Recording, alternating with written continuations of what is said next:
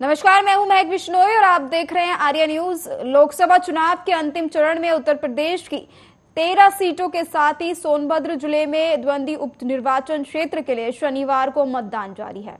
मोदी और योगी के गढ़ में होने वाली निर्णायक लड़ाई पर सभी की निगाहें लगी हैं। यूपी की सबसे अहम वाराणसी लोकसभा सीट से प्रधानमंत्री नरेंद्र मोदी तीसरी बार चुनाव लड़ रहे हैं।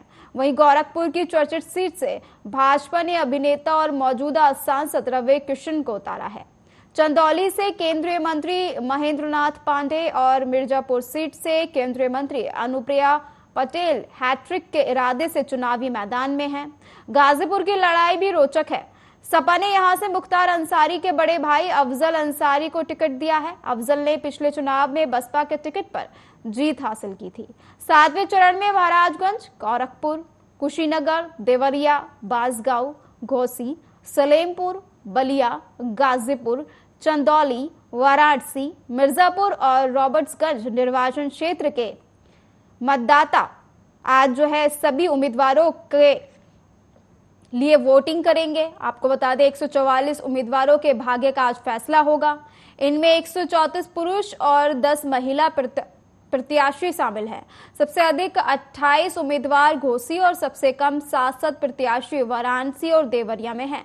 लोकसभा चुनाव के 7वें और अंतिम चरण में उत्तर प्रदेश की 13 सीटों पर मतदान शुरू हो गया है। ये सीटें महाराजगंज, गोरखपुर, कुशीनगर, देवरिया, बांसगांव, बलिया, गाजीपुर, चंदौली और रॉबर्ट्सगंज के साथ अन्य सीटें इनमें शामिल हैं, जहां वोटिंग चल रही है। मतदान के लिए 25,658 पोलिंग स्टेशन बनाए गए।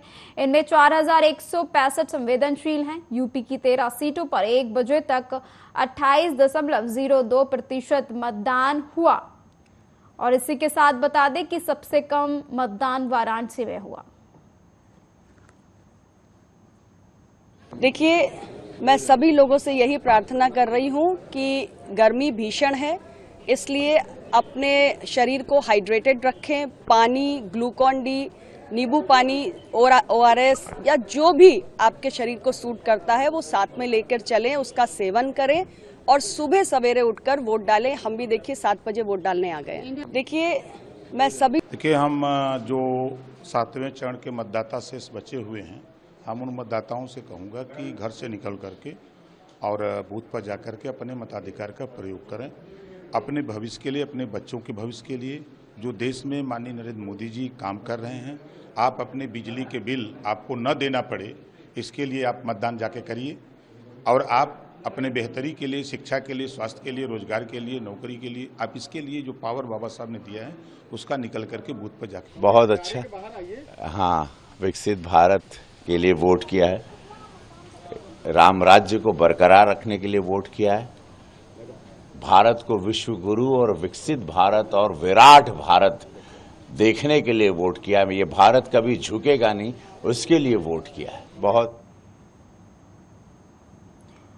और किस तरीके से मतदान प्रक्रिया जारी है, इसको लेकर तमाम चर्चा के लिए मेरे सहयोगी पुष्पेंद्र चौधरी मेरे साथ लाइव जुड़ गए हैं। इसी के साथ उमा शंकर भी संवाददाता मेरे साथ फोनों पे जुड़ गए हैं। पुष्पेंद्र, किस तरीके से मतदान प्रक्रिया जारी है? सुबह से मतदान हो रहा है, क्या कुछ कहना चाहेंगे आप?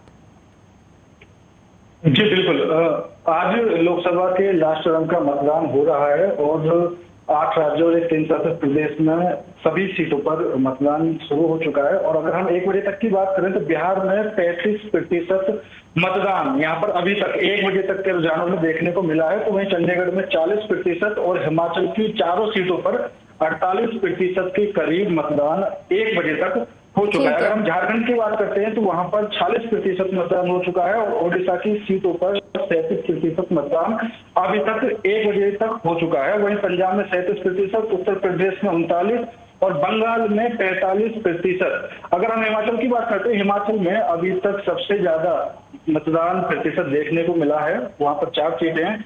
अनुराग ठाकुर हमीरपुर से, तो वहीं दूसरी मंडी से जो बॉलीवुड एक्ट्रेस है वो भी वहां पर चुनाव लड़ रही है। तो वही पूरे देश में जो सीटें हैं आज वहां पर 1 बजे तक का पिछले चरणों के हिसाब से अगर हम बात करें तो मतदान अच्छा देखने को मिला है। और बंगाल में कई तरह की खबरें भी सामने निकल कर आ रही हैं कि मतदान के दौरान हिंसा भी देखने को मिली है। ठीक है पुष्पेंद्र, मेरे साथ उमा शंकर मेरे सहयोगी भी जुड़े हुए हैं, मैं उनके पास जाना चाहूंगी। उमा शंकर जी, जिस तरीके से आपने अभी सुना कि पुष्पेंद्र ने सभी राज्यों के बारे में जानकारी साझा की है, मैं आपसे जानना चाहूंगी कि यूपी के क्या हाल है। यूपी के किस किस जिले में कितना प्रतिशत मतदान हुआ है, किस तरीके से मतदान प्रक्रिया जारी है? जी बिल्कुल, अगर बात करी जाए तो 6वें चरण का जो मतदान प्रतिशत था वो काफी कम था, जिसके बाद जो है लगातार जो है अपील करी गई है और उसका परिणाम जो है वो 7वें चरण में साफ साफ दिखाई पड़ रहा है। क्योंकि जिस तरह से भीषण गर्मी में वोटर घर से निकल रहा है वो एक निश्चित जो है ये सफलता मानी जाएगी निर्वाचन आयोग की। और सबसे हॉट सीट कही जाने वाली अनुप्रिया पटेल मिर्जापुर से चुनाव लड़ रही है, प्रधानमंत्री की सीट पर जो है वोटिंग चालू है। हालांकि और कहीं भी छिटपुट हिंसा की भी खबरें नहीं आई, सब कुछ शांतिपूर्वक चल रहा है। तो अगर चुनाव की बात करी जाए तो वोटिंग प्रतिशत जो है वो लोग घर से निकल रहे हैं और बूथ तक जाकर अपने मत का प्रयोग कर रहे हैं। जी उमा शंकर जी, ठीक है। पुष्पेंद्र, जिस तरीके से मतदान प्रक्रिया सुबह से जारी है, क्या लगता है आपको यूपी में कौन सी हॉट सीट रहने वाली हैं? और जिस तरीके से मेरे अकॉर्डिंग वाराणसी और गोरखपुर की सीट को लेकर काफी चर्चा की जा रही है, क्या कुछ जानकारी है इन दोनों सीटों को लेकर आपके पास? मैं उत्तर प्रदेश की 13 सीटों पर मतदान हो रहा है। अगर हम हॉट सीटों की बात करते हैं तो वाराणसी और गोरखपुर ये दोनों हॉट सीटें हैं। अगर वाराणसी की बात करते हैं तो वाराणसी से खुद प्रधानमंत्री नरेंद्र मोदी चुनाव वहां पर लड़ रहे हैं और अब की बार तीसरी बार वो हैट्रिक की कयास लगा ही रहे हैं। तो 2014 में उनके सामने अरविंद केजरीवाल जो आम आदमी पार्टी के संयोजक है वो वहां पर खुद उतरे थे, उनको करीब 3 लाख वोटों से प्रधानमंत्री नरेंद्र मोदी ने उस समय हराया था। अगर 2019 की बात करें तो 2019 में समाजवादी पार्टी से शालिनी यादव उनके सामने थी, जिनको करीब 4,90,000 वोटों से हराया था। तो अब की बार बीजेपी की तरफ से जो कहा जा रहा है और जो वहां के मतदाता है उनका कहना है कि अब की बार प्रधानमंत्री नरेंद्र मोदी करीब 10 लाख वोटों से वहां पर विजय हासिल करेंगे। उसके अलावा अगर हम गोरखपुर की बात करते हैं तो गोरखपुर में रवि किशन दूसरी बार मैदान में है। 2019 में वो वहां से प्रचंड जीत के साथ सांसद बने थे। अब की बार जो कयास लगाए जा रहे हैं उनके सामने जो भोजपुरी एक्ट्रेस है काजल निषाद वो है। अगर हम गोरखपुर की बात करते हैं तो गोरखपुर में काजल निषाद रवि किशन से ज्यादा एक्टिव मानी जाती है, वो जनता के बीच में सबसे ज्यादा जाती हैं। तो यही कारण हो सकता है कि अब की बार गोरखपुर सीट बीजेपी की कहीं ना कहीं सस्ती हुई नजर आ रही है। उसके कई कारण हो सकते हैं। पहला कारण यह है कि जो वहाँ की जनता है वो रवि किशन वहां कम रहते हैं, उनको हमेशा दिल्ली और जो बड़ी सिटी है वहीं पर देखा जाता है। हालांकि रवि किशन ने वहां पर अपना आवाज बना लिया है, लेकिन फिर भी जनता को इतना समय नहीं दे पाते हैं। लेकिन अगर हम काजल निषाद की बात करते हैं तो काजल निषाद कई बार सांसद का चुनाव लड़ चुकी है, विधायक का चुनाव लड़ चुकी है और जो छोटे चुनाव है वो भी लड़ चुके हैं, लेकिन उनको अभी तक हार का ही सामना करना पड़ा है। लेकिन जो निषाद वोट बैंक है वो वहां पर काफी ज्यादा तादाद में है। तो अब की बार हो सकता है कि काजल निषाद की तरफ जो निषाद वोट बैंक है और जो मुस्लिम वोट है वो जुड़ जाए, क्योंकि वो लगातार हारती रही वहां पर। तो जनता की भी सहानुभूति काजल निषाद के साथ आपकी बार देखने को मिल सकती है। और इसका एक सीधा सा कारण और हो सकता है कि 2018 में भी उपचुनाव में बीजेपी को वहां से हार का सामना करना पड़ा था, क्योंकि 2017 में 5 बार के सांसद उत्तर प्रदेश के मुख्यमंत्री योगी आदित्यनाथ उस टाइम पर मुख्यमंत्री बन चुके थे। तो उसके बाद उन्होंने उस सीट को छोड़ना पड़ा था। उसके बाद वहां पर 2018 में उपचुनाव होते हैं, उपचुनाव में बीजेपी वहां पर हार जाती है। ठीक है उमा शंकर जी, मेरा अगला सवाल आपसे है, आप मुझे सुन पा रहे हैं? जी जी। देखिए उमा शंकर जी, जैसा कि आप जानते हैं कि भीषण गर्मी पड़ रही है और इस सब के बीच किस तरीके की जो है व्यवस्थाएं मतदान केंद्रों पर की गई है, क्या कुछ जानकारी है? जी, मतदान केंद्रों की बात करी जाए तो वहां पर जो है वो कूलर पंखे के साथ साथ पीने के पानी की व्यवस्था करी गई है। क्योंकि जिस तरह से कई लोगों की हीट वेव की वजह से मौत हो चुकी थी, जो चुनाव ड्यूटी में लगे हुए कर्मचारी थे, उसके बाद जो है मेडिकल के लिए वहां एम्बुलेंस तैनात कर दी गई है। अगर किसी की हालत बिगड़ती है तो तत्काल उसको इलाज मिल जाए। तो चुनाव आयोग पूरी तरह से एक्शन मोड में है। हालांकि गर्मी जो है वो बहुत ज्यादा है और लोग किसी तरह से जो है सर पर टोपी लगाकर गमछा रखकर जो है वो मतदान स्थल तक पहुंचकर अपने मत का प्रयोग कर रहे हैं। ठीक है उमा शंकर जी, देखिए दोपहर का वक्त है, क्या लगता है कि इस वक्त जो है किस तरीके से लोग नजर आ रहे हैं मतदान केंद्रों पर? दोपहर के वक्त क्या लोगों की भीड़ कम देखी जा रही है सुबह के मुकाबले में? जी और मैं आपको बिल्कुल, ये अगर भी बात बता करी दूं जाए कि तो जिस तरह वाराणसी से का बनारस जो में 1 बजे तक जो है वो लगभग 40% से अधिक मतदान हो चुका था, वहीं मिर्जापुर की बात करी जाए तो 41% हो गया। तो निश्चित जो है ये 6वें चरण से अब की बार जो आंकड़े बता रहे हैं वो 60% के आसपास जो है वो वोटिंग परसेंटेज पहुंचने का अनुमान लगाया जा रहा है। ठीक है पुष्पेंद्र, जिस तरीके से आज 13 सीटों पर चुनाव हो रहा है, क्या लगता है कि आखिरी चरण है और इन 13 की 13 सीटों पर कौन कौन से अहम मुद्दे जो है जनता के बीच रहने वाले हैं, जिनको ध्यान में रखकर जनता वोटिंग करेगी आज, क्योंकि 7वां चरण है और बहुत अहम है?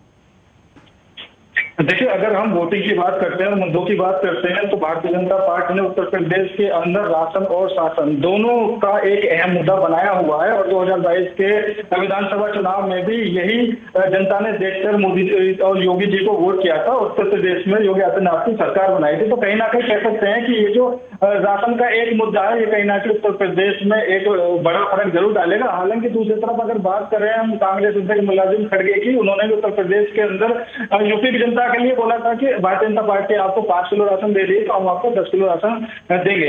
हालांकि कई चीजें देखने वाली बात है। लास्ट टाइम का चुनाव है, 13 सीटें और 13 सीटों में नरेंद्र मोदी प्रधानमंत्री और रवि किशन दोनों की सीटों पर सबकी निगाहें टिकी हुई है। और जो गोरखपुर सीट है उसका सीधा सा हिसाब एक और देखा जाता है, क्योंकि वहां पर निषाद वोट बैंक ज्यादा होने की वजह से आपकी बार सीट पर काजल निषाद और रवि किशन की टक्कर देखने को मिल रही है। हालांकि 2018 की जो बात चल रही थी वो पूरी नहीं हो पाई। 2018 में निषाद पार्टी के त्रिवेण निषाद ने जो भारतीय जनता पार्टी के उपेंद्र शुक्ल से उनको हराया था। लेकिन अब की बार संजय निषाद खुद भारतीय जनता पार्टी के साथ गठबंधन में, उनके बेटे त्रिवेण निषाद भी भारतीय जनता पार्टी के साथ शामिल है। तो एनडीए की तरफ से वो संत कबीर नगर जो पड़ोसी सीट है वहां से सांसद रह चुके हैं, वहीं तो अब की बार वो चुनाव लड़ रहे हैं। लेकिन जो निषाद वोट बैंक है उनका मानना यह है कि संजय निषाद खुद ही सारी चीजें कब्जाए हुए हैं, तो निषाद जो कार्यकर्ता है, जो निषाद नेता है, उनको इस चीज का लाभ नहीं मिल पाता है। तो कहीं ना कहीं जो निषाद वोटर्स हैं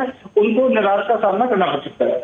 देखिए पुष्पिंदर, सपा जो है अपनी साइकिल की रफ्तार इस बार जो है कांग्रेस के साथ मिलकर दौड़ा रही है। क्या लगता है इस गठबंधन का असर बीजेपी पर भारी पड़ेगा इन 13 सीटों पर? क्या मतदान प्रतिशत था वो कटकर गठबंधन की तरफ जाएगा? क्या कुछ उम्मीदें जताई जा रही हैं? देखिए, बिल्कुल, अगर उत्तर प्रदेश की बात करते हैं, उत्तर प्रदेश में कांग्रेस और सपा मिलकर चुनाव लड़ रही हैं, तो उन्होंने हर सीट पर अपने प्रत्याशी उस हिसाब से उतारे हैं जो भारतीय जनता पार्टी को टक्कर दे सके। ऐसे काफी टक्कर देखने को मिल रही थी, लेकिन आते आते लास्ट में कहीं ना कहीं ऐसा लग रहा है कि अब कांग्रेस और समाजवादी पार्टी समझ चुकी है कि शायद लास्ट चरण में इतना फायदा नहीं मिल पाए। हालांकि पूर्वांचल में हमेशा से भारतीय जनता पार्टी कमजोर रही थी और वहां पर भारतीय जनता पार्टी को हमेशा से नुकसान झेलना पड़ा था। लेकिन अब के बाद इस हिसाब से देखा जा रहा है तो हो सकता है 1-2 सीट की बढ़त पूर्वांचल में भारतीय जनता पार्टी को मिल सकती है। तो कई सीटें हैं, गाजीपुर की बात करें, गाजीपुर में जो अफजल अंसारी के भाई उनको उतारा गया है, वहां पर उस सीट के क्या मायने होंगे वो भी देखने वाली बात होगी। लेकिन अपना दल की जो अनुप्रिया पटेल है वो भी अब की बार तीसरी बार हैट्रिक मारने की कगार में है, तो और वो भारतीय जनता पार्टी के साथ गठबंधन में भी, तो हो सकता है कि 1-2 सीट अब की बार भारतीय जनता पार्टी को पूर्वांचल से एक्स्ट्रा मिल सकती है। हालांकि पिछले जो 2019 की बात करें, 2019 में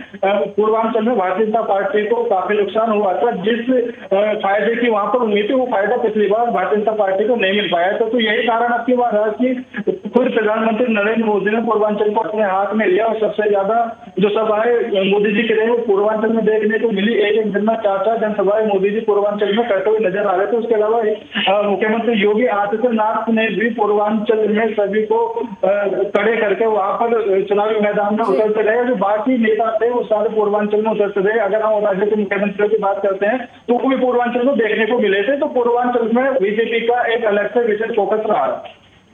ठीक है पुष्पेंद्र, देखिए जिस तरीके से सुबह से चुनावी प्रक्रिया जारी है, 7वां चरण है, और मैं आपको ये भी बता दूं, आप ये भी जानते होंगे कि इस वक्त जो है प्रधानमंत्री नरेंद्र मोदी ध्यान लगा रहे हैं, ठीक है, साधना कर रहे हैं। कहीं ना कहीं ये मुद्दा बहुत ज्यादा ट्रेंड कर रहा है कल से।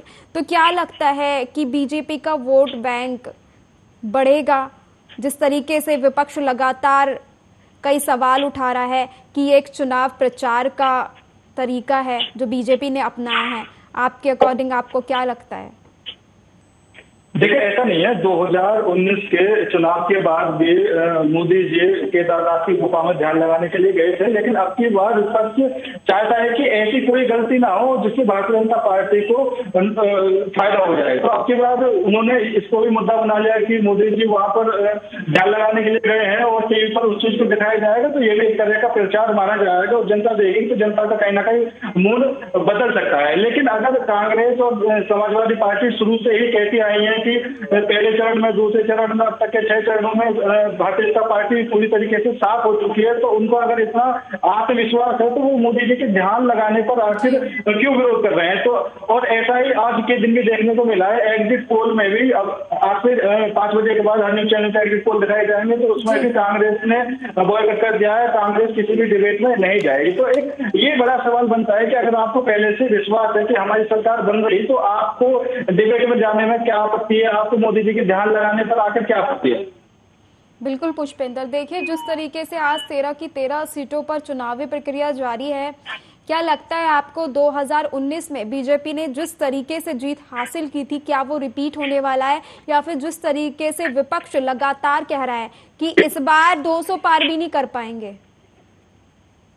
देखिए, विपक्ष और भारतीय जनता पार्टी जितने भी पार्टियां हैं वो अपने आप को जीत का दावा ही करती हुई नजर आ रहे हैं, चाहे वो कोई सी भी पार्टी हो। लेकिन अगर हम 2019 की बात करते हैं तो 2019 के हिसाब से अब की बार समीकरण और तस्वीर दोनों ही काफी बदल चुकी हैं। भारतीय जनता पार्टी शुरू से ही 400 पार का नारा देती हुई नजर आ रही थी, लेकिन कितनी मेहनत उन्होंने ग्राउंड पर की है वो तो 4 जून में ही पता चलेगा। हालांकि एग्जिट पोल के नतीजे आने शुरू हो जाएंगे तो कुछ ना कुछ अनुमान जरूर लगाया जा सकता है कितने वोटें मिलेंगे। लेकिन इसके अलावा अगर हम पंजाब की बात करते हैं तो पंजाब में कांग्रेस और आम आदमी पार्टी का दिल्ली और हरियाणा के अंदर गठबंधन रहा है, लेकिन पंजाब में सारी पार्टियां अपने दम पर चुनाव लड़ रही हैं। आम आदमी पार्टी की बात करें वो भी 13 सीटों पर वहां पर चुनाव लड़ रही है। हम कांग्रेस की बात करें वो भी वहां पर 13 सीटों पर चुनाव लड़ रही है। शिरोमणि अकाली दल की बात करें वो भी 13 सीटों पर चुनाव लड़ रही है। भारतीय जनता पार्टी खुद अलग से चुनाव लड़ रही है। लेकिन शिरोमणि अकाली दल की बात करें 1996 से लेकर 2020 तक दोनों का वहां पर गठबंधन रहा, तो कहीं ना कहीं वहां पर मजबूती देखी जा सकती थी। लेकिन अब की बात दोनों अलग अलग चुनाव लड़ रहे हैं तो वहां पर जरूर नुकसान हो सकता है। शिरोमणि अकाली दल ने 2020 में जब किसान आंदोलन हुआ था उसके बाद से बीजेपी से नाता तोड़ दिया था, लेकिन वहां पर जो सबसे बड़ा गेम बिगाड़ सकती है वो बहुजन समाज पार्टी है, क्योंकि वहां पर दलित वोट सबसे ज्यादा है। पंजाब में करीब 16% से ज्यादा दलित वोट है और मायावती ने भी अब की बार 13 की 13 सीटों पर अपने उम्मीदवार वहां पर उतारे हैं। तो पंजाब भी एक ऐसा राज्य है जहां से कुछ ना कुछ तस्वीर बदलती हुई नजर अब की बार आ रही है। पुष्पेंद्र, आपने पंजाब की बात की है, आपने देखा होगा सपा और कांग्रेस की दोस्ती हर जगह देखने को मिली, दोनों साथ साथ चल रहे हैं, गठबंधन लेकर चल रहे हैं, लेकिन पंजाब में दोनों सोलो लड़ रहे हैं। क्या हुआ इन दोनों की दोस्ती यहाँ आकर फीकी क्यों पड़ गई? देखिए, बिल्कुल यह भी एक बड़ा सवाल है कि दिल्ली के अंदर आम आदमी पार्टी और कांग्रेस गठबंधन में चुनाव लड़ रहे हैं, तो वही हरियाणा में भी कांग्रेस ने आम आदमी पार्टी को 1 सीट दी है और 4 सीटों पर आम आदमी पार्टी दिल्ली में लड़ रही है, 3 सीटें वहां पर कांग्रेस को दी है।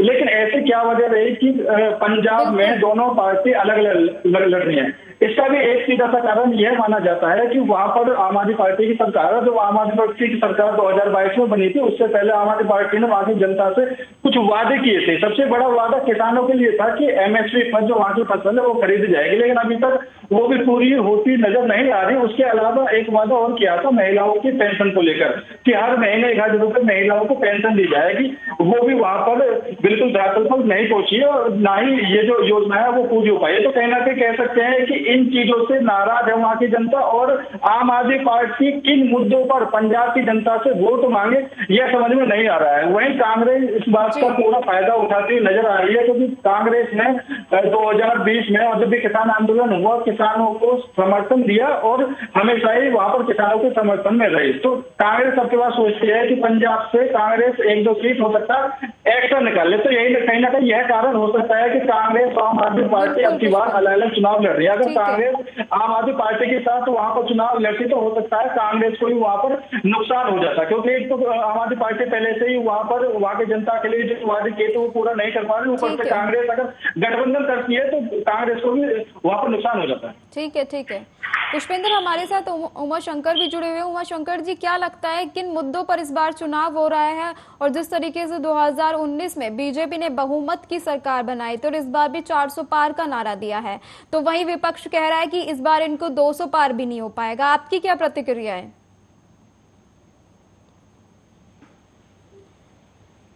उमा शंकर जी, आप मुझे सुन पा रहे हैं? ये आवाज आ रही है जी। बिल्कुल, बीजेपी यहाँ अपने कराए हुए कामों को लेकर जो है चुनावी मैदान में है, चाहे वो गरीबों के आवास की बात हो, किसान सम्मान निधि हो, हर घर हर नल जल हो, और चाहे जो है धार्मिक स्थानों का पुनर्निर्माण हो, जैसे काशी है, राम मंदिर है, मथुरा में भी काम शुरू हो चुका है जैसा कि कह रहे हैं। तो कहीं ना कहीं चुनावी फैसले बहुत बड़े फैक्टर्स हैं। और विपक्ष की बात करी जाए तो विपक्ष जो है महंगाई, बेरोजगारी के मुद्दे पर जो है वो सरकार को घेर रहा है। अब ये तो आने वाला 4 जून का परिणाम ही बताएगा, लेकिन आखिरी चरण की वोटिंग चालू है और इसमें जो है कम से कम जो है 58 या 60% तक मतदान होने की संभावना जताई जा रही है। और बनारस, मिर्जापुर, गोरखपुर और गाजीपुर महत्वपूर्ण सीट है, जहां अभी मुख्तार अंसारी के भाई लोकसभा का चुनाव लड़ रहे हैं, तो एक सबकी नजर गाजीपुर सीट पर भी टिकी हुई है। जी, हमारे साथ तमाम जानकारी साझा करने के लिए बहुत बहुत शुक्रिया पुष्पेंद्र और उमा शंकर जी। तो आपने देखा कि किस तरीके से सुबह से भीषण गर्मी के बीच जो है मतदान प्रक्रिया जारी है और सभी पार्टी, चाहे वो विपक्ष हो या पक्ष हो, अपनी जीत का दावा कर रहे हैं। लेकिन ये तो 4 जून ही बताएगा कि जीत किसकी होती है और हार किसकी होती है। फिलहाल मेरे साथ इतना ही।